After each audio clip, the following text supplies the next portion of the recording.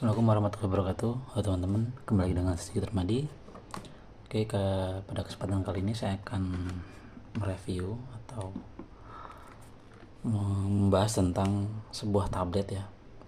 Ini adalah tablet dari Huawei dengan tipenya MatePad S7 301U. Inilah tablet yang sangat lama sekali, kalau nggak salah sekitar 12 tahun yang lalu lah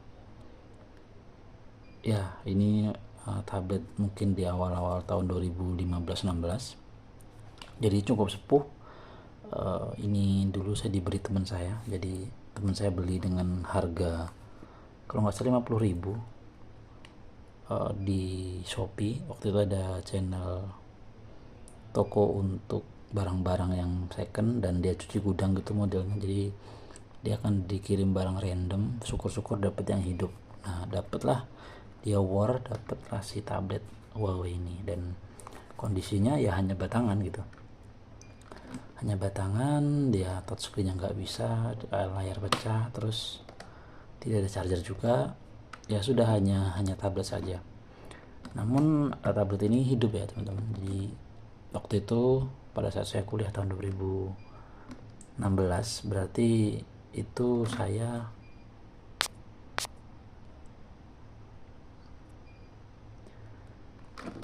dapat tablet ini sekitar tahun 2017 apa 16, itu masih bisa teman-teman. Jadi dia memang nggak bisa buat si kartu, udah nggak bisa, dia sudah tidak terbaca, tapi micro SD bisa.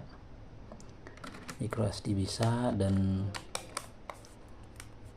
apalagi waktu itu ya, oh ya, karena Androidnya masih sangat jadul, akhirnya saya coba cari aplikasi Google Browser, Google Chrome ya, dari Google, untuk bisa browsing dan juga YouTube. Dulu targetnya bisa YouTube. Dan pada waktu itu saya gunakan juga untuk Termux. Jadi karena aplikasi ini nggak support Termux, tapi dia support Debian Payroot, atau kalau nggak salah Debian Payroot. Jadi itu adalah project Debian untuk Android ya, mirip dengan Termux tapi dia berbasis Debian. Jadi kita kayak emulator Debian di dalam aplikasi emulator.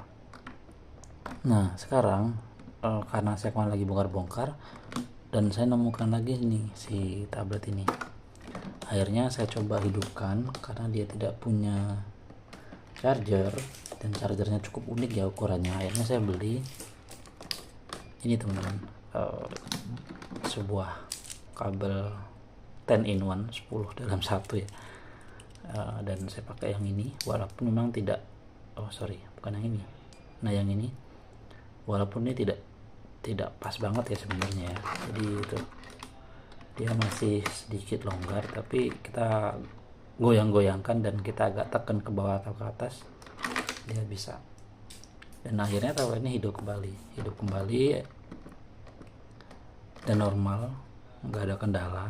Tapi masalahnya aplikasi yang dulu kita bisa gunakan untuk YouTube, dan sekarang YouTube sudah tidak support lagi di browser yang kita install itu ya.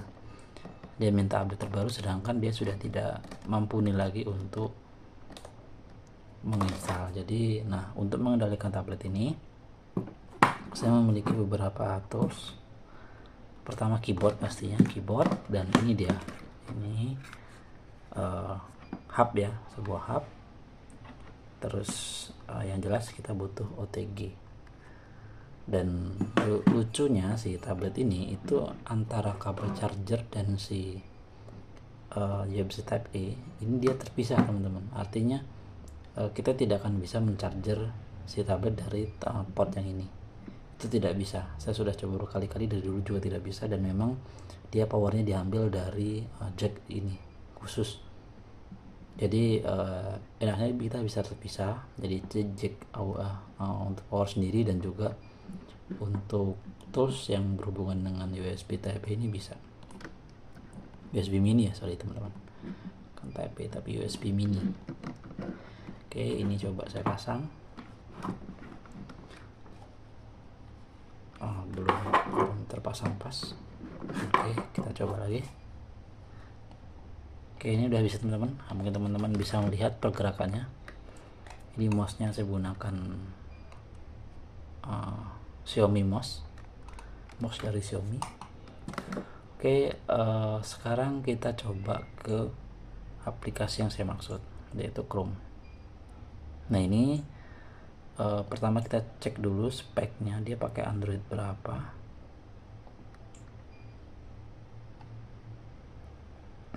Ini sudah terhubung ke WiFi teman-teman. Ini dia, sudah terhubung ke WiFi. Kita cek di tentang tablet. Oh ya, dia menggunakan Android 4.03. Kayaknya ini Jelly Bean. Kita coba cek.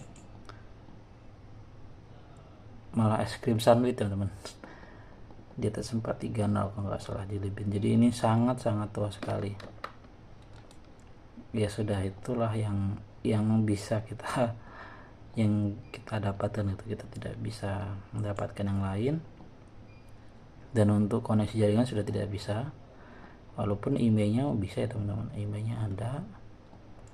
Terus pembaruan sudah tidak dapat lagi.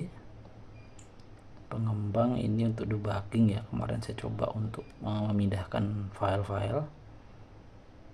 Terus saya coba root sebenarnya, tapi nggak berhasil teman-teman. Saya sudah coba berkali-kali, saya nggak berhasil. Dan juga saya sebenarnya pengen upgrade firmware-nya ke minimal ya Android 5 lah ya, tapi nggak ada firmware-nya. Nah, saya sudah coba cari di forum XDA, itu XDA forum, tetap nggak bisa. Nah, jadi ya udah, saya biarkan saja dengan waktu yang lama. Oke, untuk penyimpanannya dia kurang lebih total 6 GB ya, 6 GB. Dan ini masih banyak yang kosong karena emang saya hapus semua. Dan untuk si RAM-nya ini kalau nggak salah sekitar 500 MB atau 1 GB itu, kalau nggak salah ya, saya tidak tahu ngeceknya di mana.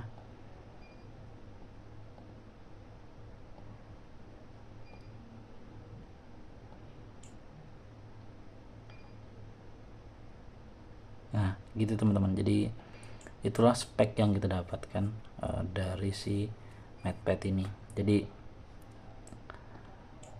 kita hanya dapat itu. Nah, ini teman-teman yang saya maksud adalah Debian Pro. Jadi ini mirip seperti Termux sebenarnya, LS sama. Jadi kalau kita update juga bisa ya. Dan ini dulu saya gunakan untuk, kalau nggak salah, file sharing ya. Itu tahun 2000, lama banget, tahun 2000 berapa ya, makanya belum ada covid itu 2019 kalau nggak salah. Saya gunakan ini untuk ya main-main seputar Termux ya. Saya coba konekkan ke dalam VNC ya, saya install VNC, jadi dia kita bisa remote melalui ini dia VNC free ini. Terus kita bisa mengendalikan desktop environment-nya ya, jadi kita dapat desktop environment-nya. Loh, kok dia close? Tapi project Debian ini sudah tidak bisa lagi ya, kita sudah tidak dapatkan lagi update-nya lagi. Dan akhirnya untuk beberapa project yang terbaru mungkin yang bisa berjalan di dalam Termux dengan lancar, di Debian sudah tidak bisa. Dan kita juga tidak bisa install SSH tapi menggunakan Dropbear kalau nggak salah. Jadi mirip dengan protokol SSH tapi ini menggunakan Dropbear gitu teman-teman. Jadi inilah hasilnya, dan sama sebenarnya menggunakan Termux dan juga Debian Pro ini. Tapi untuk device yang lama memang Termux sudah nggak support ya, mungkin Android 5 ke atas bisa, tapi di bawah itu nggak bisa. Dan akhirnya kita menggunakan Debian Pro ini walaupun banyak keterbatasannya ya. Oke, selanjutnya kita coba tadi ke Chrome. Jadi ini Chrome-nya, kita sekarang coba searching dulu hal lain. misal apa ya, ChatGPT mungkin bisa kita coba aja ya. ChatGPT, saya tidak tahu bisa apa enggak. Kita ChatGPT,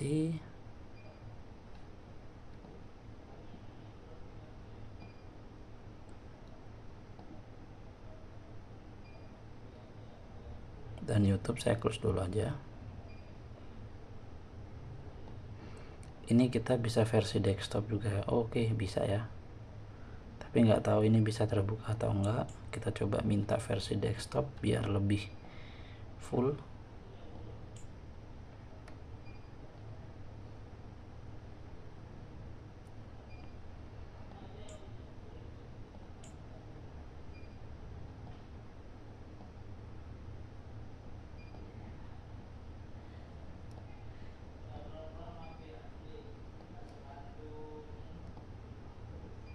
Oke teman-teman, sangat aneh ya kok tampilannya seperti ini. Kalau kita hi terus kita upload,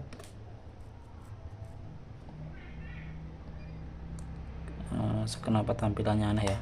Oke lah, jadi coba kalau kita minta situs desktop, sama ya, agak aneh menurut saya.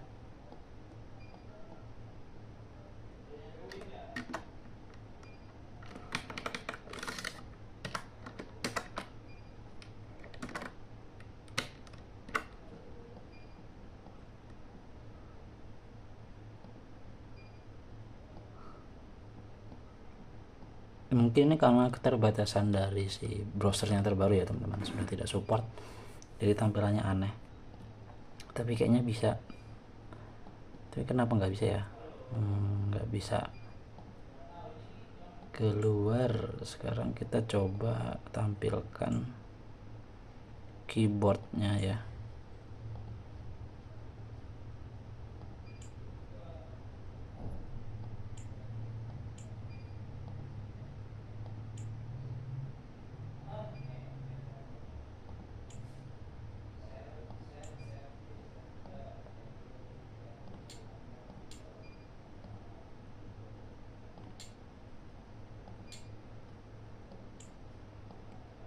Kok nggak ada auto uploadnya ya, malah attach search. Coba search,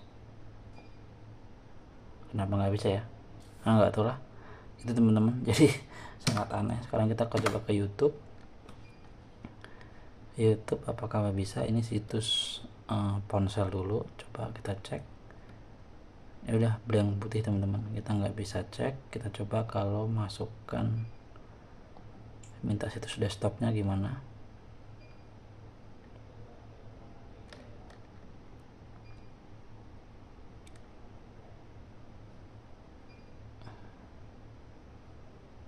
Sebenarnya keluar teman-teman, muncul tapi blank putih, kita tidak bisa. Padahal ya memang sudah cukup lama ya, awal tahun 2020 ini bisa saya gunakan untuk nonton YouTube. Jadi saya musikan YouTube ya pakai deck ini yang bisa kita gunakan untuk YouTubean, sekedar YouTubean ya, searching YouTubean bisa.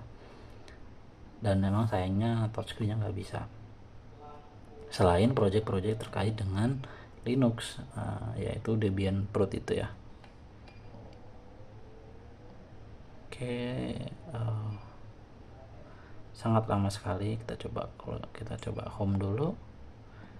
Dan untuk aplikasinya udah itu saja teman-teman yang penting ya. Ini Kingroot, saya coba pasang Kingroot tapi nggak mempan juga, sama saja. Kamera pastinya bisa. Oke, ini kamera belakang ini ya. Kalau kita coba balik,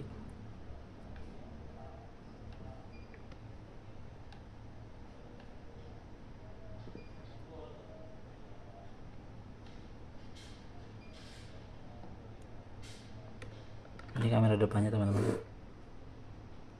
Ya cukup lah ya, nggak terlalu bagus juga tapi cukup. Oke, terus aplikasi yang lain itu ada nggak, kita coba cek.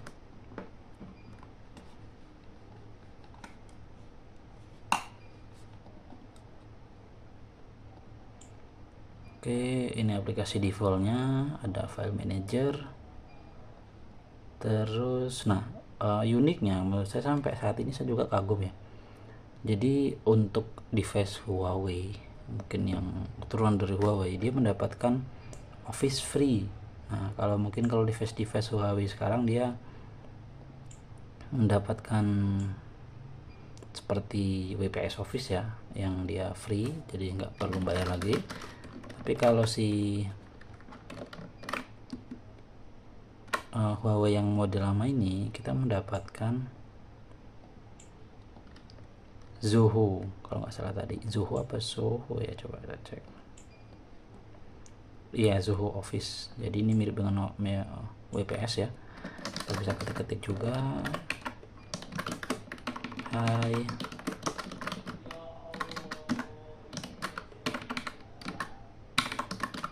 kembali lagi dengan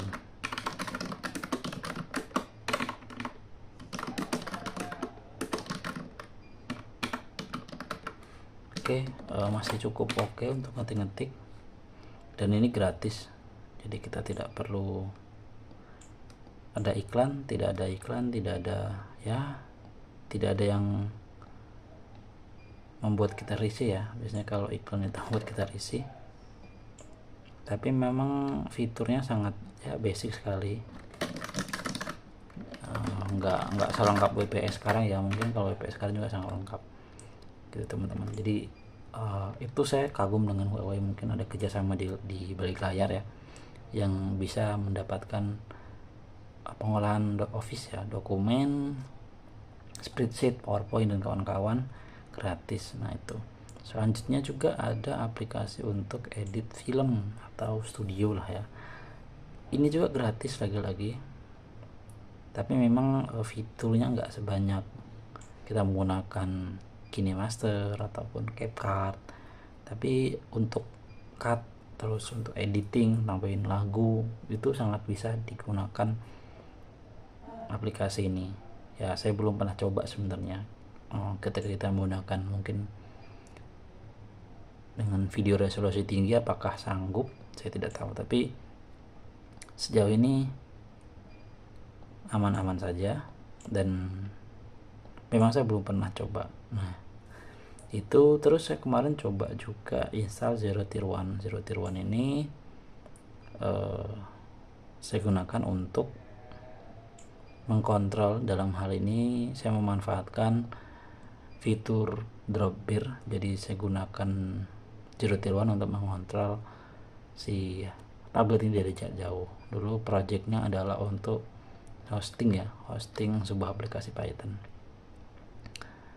Itu saja teman-teman untuk aplikasi yang dibawa oleh si Huawei MatePad ini ya, kecuali mungkin Busybox sama Kingroot ini teman-teman pasti tahu ini hubungan dengan routing ya. Oke, sekarang kita coba ke browser tadi, apakah bisa terbuka ya. Nggak bisa terbuka ya, jadi mentok ini, dan saya sudah tidak bisa menggunakan lagi untuk YouTube-an dalam hal ini ya, karena keterbatasan browser. Nah sampai saat ini saya masih bingung apakah bisa si tablet ini kita gunakan lagi sebagai ya project IoT atau penodingan. Saya masih belum kepikiran. Untuk teman-teman yang punya ide, saran, Bang bisa dibuat monitor dari Orange Pi, oke, nanti kita coba buatkan. Ataupun teman-teman punya saran yang lebih gokil lagi, lebih wow lagi, nanti tulis di kolom komentar ya teman-teman. Nanti kita akan bahas, kita akan update perkembangan dari tablet murah meriah ini. Jadi teman saya benar-benar 50.000 ini belinya. Atau mungkin teman-teman bisa mengakali ya, menginstal aplikasi browser yang terbaru di dalam Android 4 ini, Jelly Bean. Kalau bisa itu sangat keren. Oke, saya tunggu sarannya teman-teman di kolom komentar. Nanti kita diskusi di sana terkait project tablet ini. Jadi kita akan berdampingan dengan tablet mini PC. Kalau kepikiran utama saya sih itu, jadi kita buat si tablet ini sebagai monitor untuk si Orange Pi kita. Tapi saya belum tahu caranya, maka dari itu saya butuh bantuan teman-teman untuk mendapatkan solusinya.